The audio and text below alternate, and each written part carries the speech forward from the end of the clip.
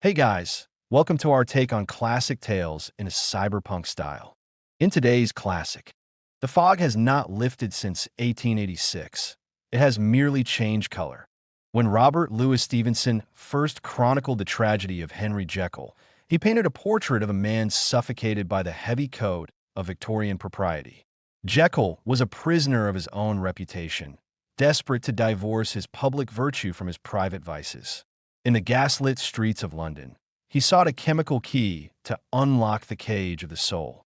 Today, we trade gas lamps for neon and carriage wheels for magnetic levitation, but the cage remains.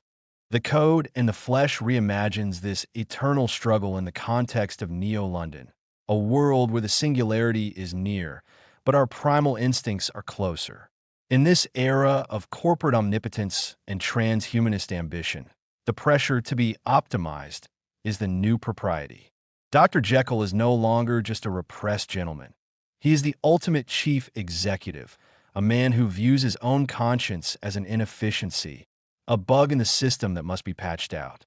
The potion is now a protocol. The transformation is no longer magic, but a violent overwriting of the biological hard drive. And Edward Hyde? He is no longer just a beast. He is the glitch. He is the chaotic variable that mathematics cannot predict, the corrupted file that refuses to be deleted. He is the answer to the terrifying question: what happens when we use technology to bypass our humanity? We have built towers of glass and steel to rise above the filth of the streets, but we have carried the mud up with us in our hearts. We have replaced our limbs with chrome, yet the hands that commit violence are driven by the same ancient impulses. This story is not a rejection of the original text, but an update, a new skin for an old ghost. It serves as a warning that while we may upgrade the hardware, the user remains perilously flawed. Welcome to the error log. Welcome to the nightmare. Strange case of Dr. Jekyll and Mr. Hyde, Cyberpunk Reimagined begin now. Chapter 1. The Incident of the Zero Sector. Mr. G, Utter's son, senior auditor of contracts and corporate ethics, was a man of a rugged countenance that was never lighted by a smile. Cold, scanty, and embarrassed in discourse, backward in sentiment, lean, long, dusty, dreary, and yet somehow lovable. In a world where skin was routinely replaced by polymers and eyes by high-resolution optical lenses, Utter's son remained stubbornly organic. He drank synthetic gin when he was alone, to mortify a taste for luxury's sake. And though he was a man of strict rules, he maintained an enviable tolerance for the chaos of others. He used to say, with an analog sigh amidst the city's digital noise, "I'll let my brother go to the devil in his own way, provided he doesn't violate the terms of service." It was this singularity that made him the last refuge of old acquaintances who had fallen into disgrace, the last backup for corrupted files. His friendship with Richard Enfield, a fixer, an intermediary for submarket data and goods, was an enigma to the elite of Neo-London. Enfield was the opposite: chromatic leather jacket, neural implants visible at the neck, and a smile that sold illusions. Yet, the two maintained the sacred ritual of Sundays. They turned off their comms, blocked augmented reality notifications, and walked the city's lower walkways, where sunlight struggled to pierce the eternal layer of industrial smog. It was on one of these rambles that chance led them down a by-street in District 4, a transition zone between the gleaming corporate spires, high tier, and the toxic sludge of the sprawl, low tier. The street was, by the standards of that sector, clean.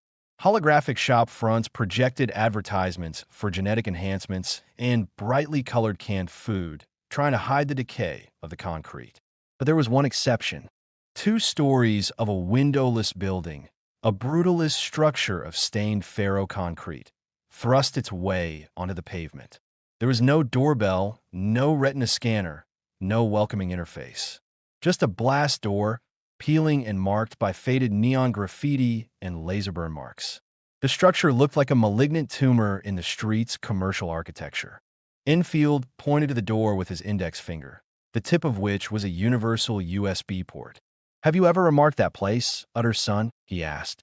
"It is hard not to notice the silence it emanates," replied Utter's son, adjusting his tortoise-shell glasses, a genuine antique.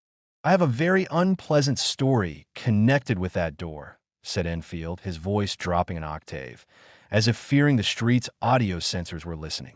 Indeed, Utterson stopped, his professional curiosity activated. Of what sort? Trespassing? Hacking? It was about 3 o'clock of a black winter morning, began Enfield. I was coming back from a job at the end of the world where the city lights fail.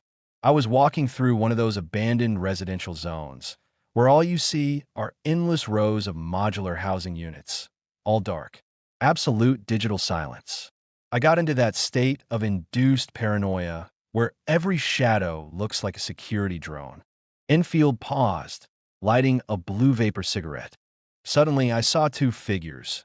One a little man who was stumping along eastward at a good walk, and the other a girl, a scrap scavenger of maybe 8 or 10, running as hard as she was able down a cross street. Well, sir, the collision was inevitable and horrible. The man trampled calmly over the child's body with the indifference of a war tank crushing glass. He stepped on her and moved on, leaving her screaming on the wet asphalt.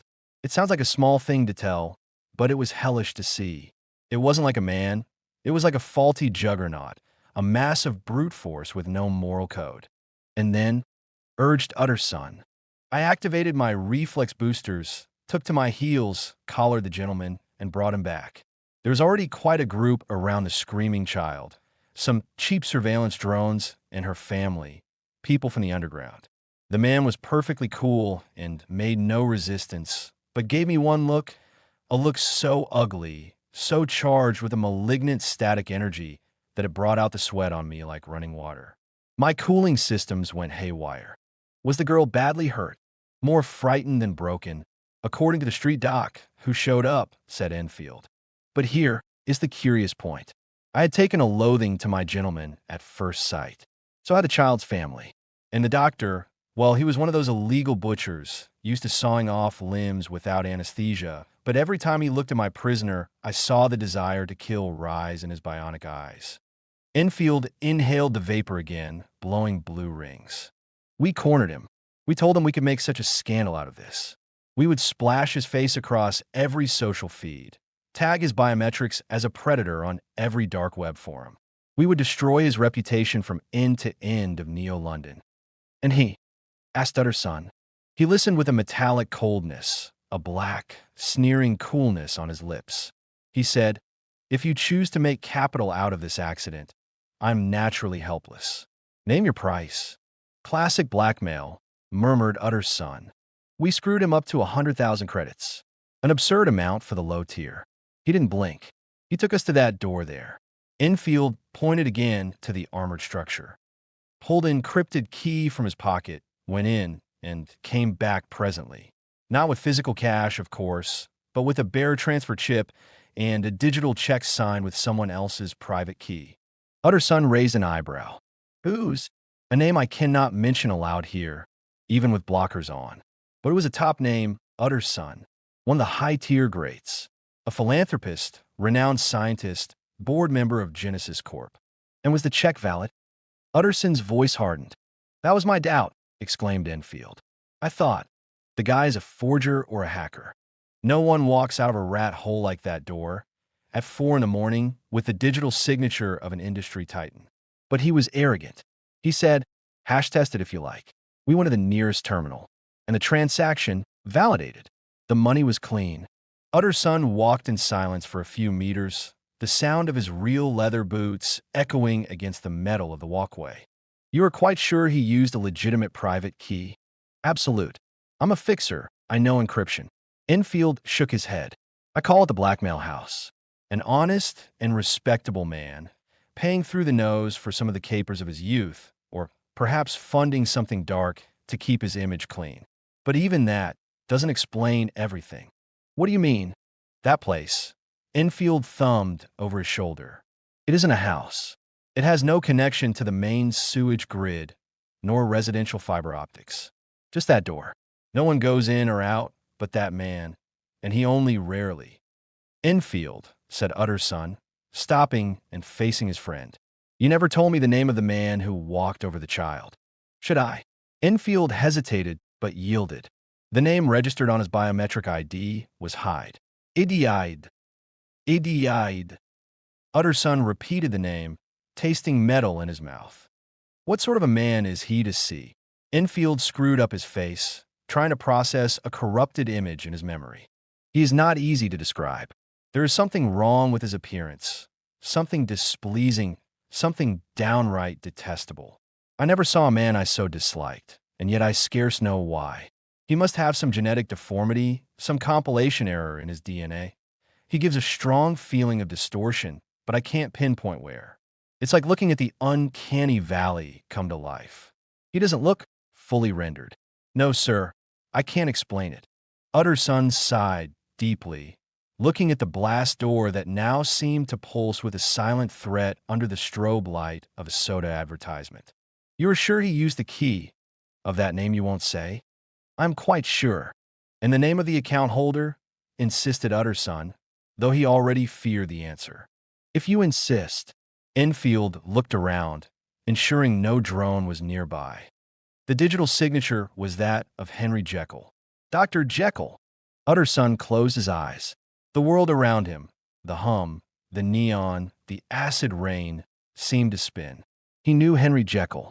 More than that, he held Jekyll's digital will on his private server, an encrypted document with disturbing clauses he had never fully understood. Until now, clauses that spoke of the disappearance or unexplained absence of Dr. Jekyll and the total transfer of his administration rights and assets to his friend and benefactor, Edward Hyde. This was no longer just the eccentricity of a wealthy scientist. Enfield's story transformed the document from a whim into a death warrant. Enfield, said Utterson, his voice husky, this is a bad story. For my man, I know the other party. I know the door. That door is the back entrance to Dr. Jekyll's private laboratory, connected to his residence in the main square. Enfield whistled, impressed. Then your blackmail stock has gone up, my friend. If Jekyll is paying to clean up this Hyde's mess, God knows what else Hyde knows about him.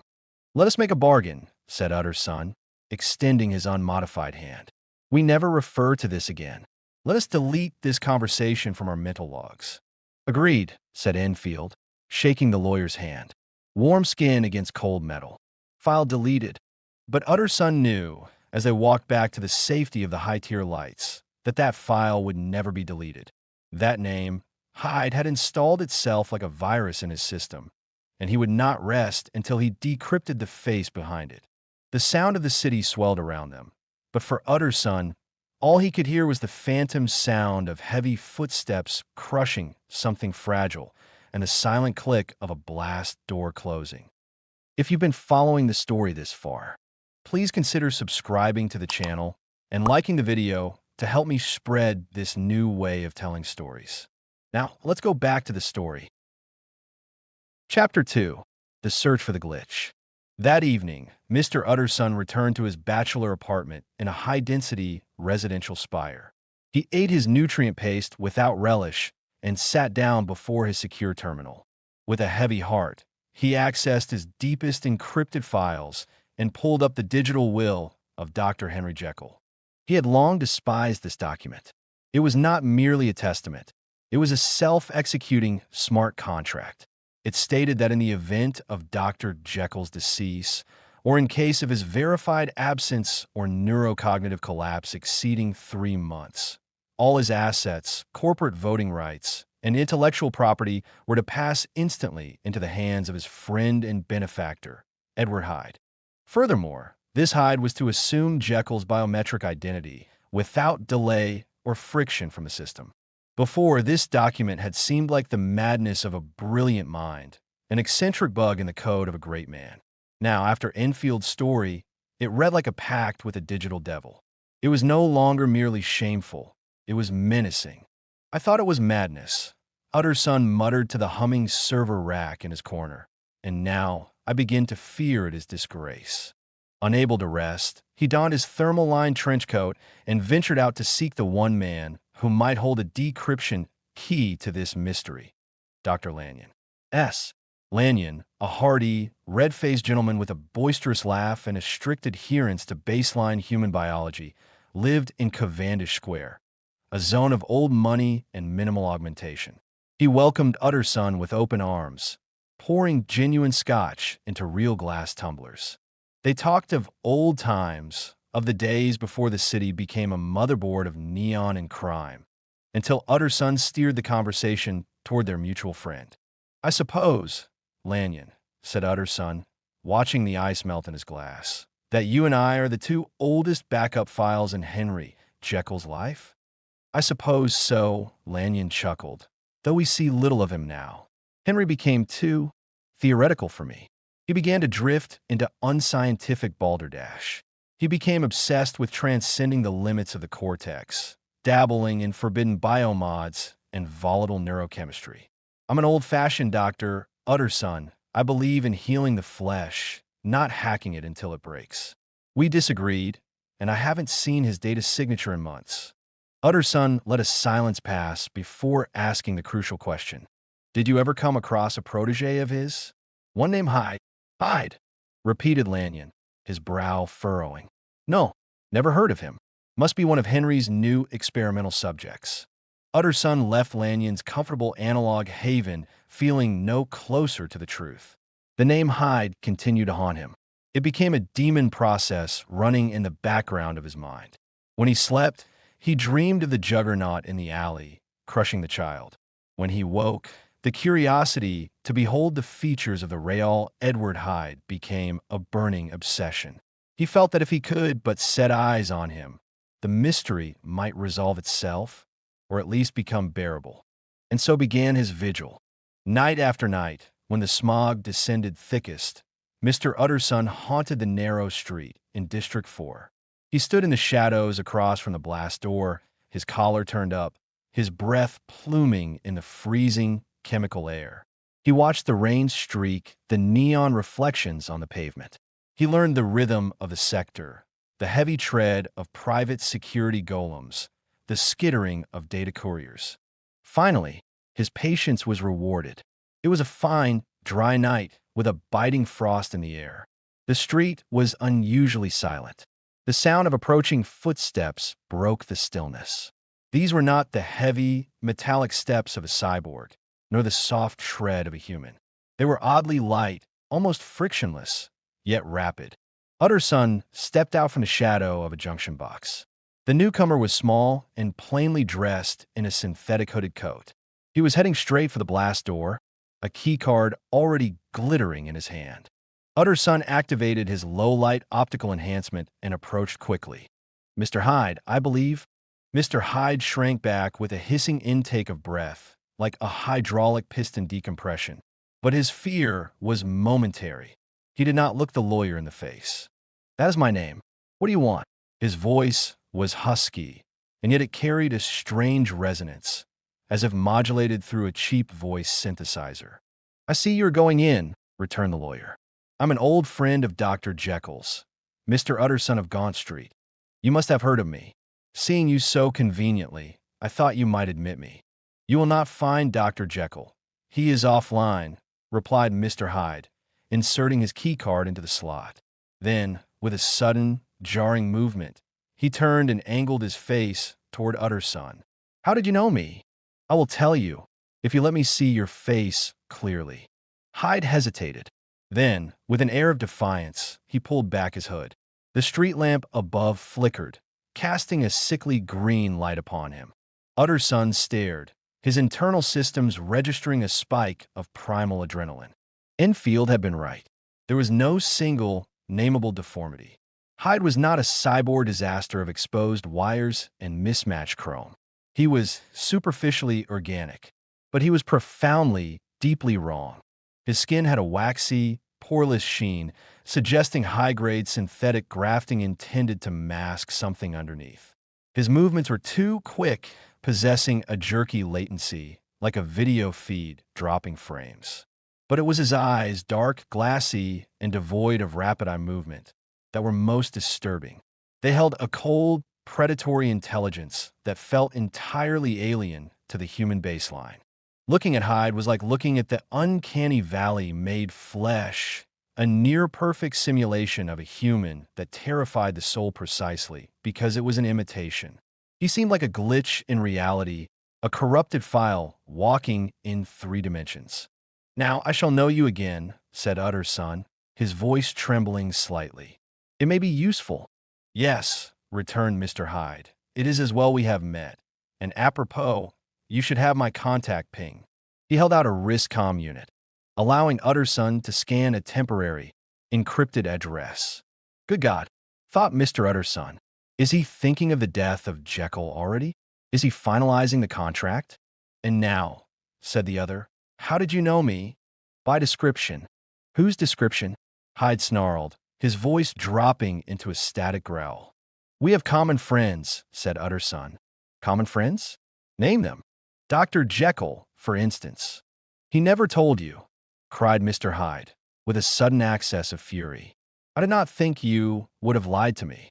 "Come," said Mr. Utterson, "that is not fitting language." The other snarled aloud into a savage laugh, and the next moment, with extraordinary quickness, he unlocked the door, slipped inside, and the heavy bolts sealed shut with a pneumatic thud. The lawyer stood a while when Mr. Hyde had left him, the picture of disquietude.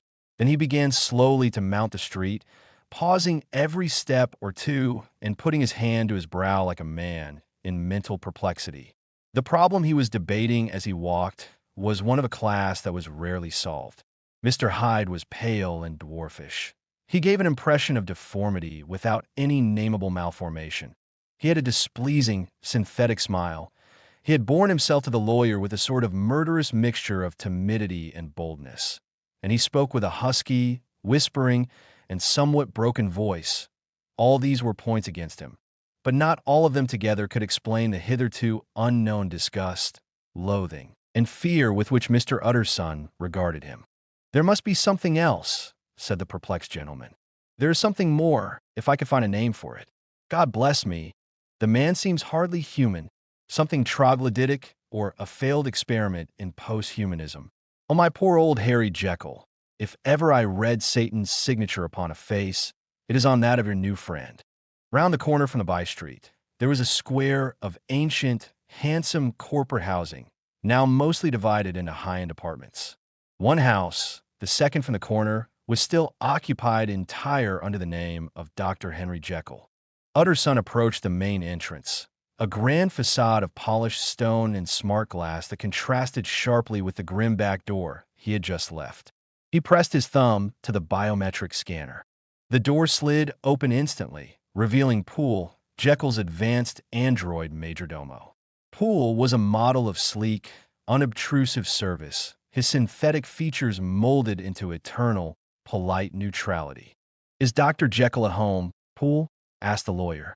"He is not, Mr. Utterson," replied the android, his voice a smooth baritone. "The doctor has gone into deep focus mode in the laboratory. He left explicit instructions not to be disturbed. I just saw Mr. Hyde go in by the old dissecting room door, Poole," Utterson said, watching the android's optical sensors closely. "Is that right, when Dr. Jekyll is not in?" "Quite right, Mr. Utterson, sir," replied the servant. "Mr. Hyde has full admin-level clearance to all sectors of the doctor's facility. We have orders to obey him as we would Dr. Jekyll himself." Utterson felt his stomach drop. "I do not think I have ever met Mr. Hyde here." "Oh, dear no, sir. He never streams in the main house," replied the android. "He is an analog presence, sir. We see very little of him on this side of the building. He mostly comes and goes by the laboratory." "Well, good night, Poole." "Good night, Mr. Utterson." The lawyer walked away with a heavy heart. The mystery had deepened. It was clear now that Hyde was not merely a protege, but a parasite planted deep within Jekyll's life. Poor Harry, Utterson thought, as the acid rain began to fall again. He is in deep waters. He was wild when he was young, a long while ago to be sure. But in the law of God, there is no statute of limitations. It must be that the ghost of some old sin, the cancer of some concealed disgrace, punishment coming years after memory has forgotten, and self-love condone the fault. And the lawyer, scared by the thought, brooded a while on his own past, groping in all the corners of memory, lest by chance some old file of his own might leap to light unabashed. But his fear was for his friend. He feared the glitch he had just seen. He feared the cold, dead eyes of Edward Hyde and what they might do if the tyrant should find out he was being hunted. The first part of this story ends here. Thanks for watching. See you next time.